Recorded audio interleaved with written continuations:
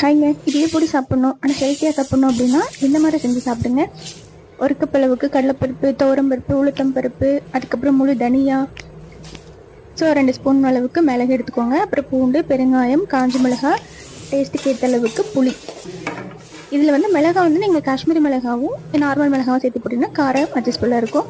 அதுக்கப்புறமா முருங்கை இலை ஃப்ரெஷ்ஷாக இருந்தது அப்படின்னா நீங்கள் வறுத்துக்கலாம். இல்லை அப்படின்னா ஆல்ரெடி வச்சுருப்பீங்க இல்லையா, ஸோ அதை வாங்கி நல்லா வறுத்துக்கோங்க. கூட மறைக்காமல் கருவேப்பிலை சேர்த்துக்கோங்க.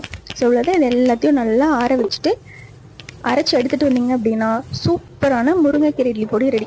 இவ்வளோ ப்ராசஸ் செய்ய கொஞ்சம் கஷ்டமாக இருக்குது அப்படின்னு யாரெல்லாம் ஃபீல் பண்ணுறீங்களோ அவங்க எல்லாத்துக்கும் பெஸ்ட்டாக ஒரு ஆப்ஷன் இருக்குது. என்ன அப்படின்னா நம்மளோட வீர் ஹெர்ப்ஸ் வந்து முருங்கா ரைஸ் பவுடர். இது வந்து இட்லி, தோசை, அப்புறம் வந்து லஞ்ச் பேக்குக்கு இந்த மாதிரி நிறைய டிஃப்ரெண்ட்டாக பண்ணலாம்.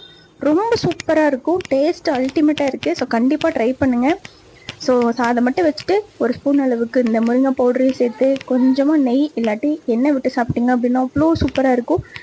உங்களோட பேஜை கீழே டேக் பண்ணுறேன், வீர் ஹெர்ப்ஸ்.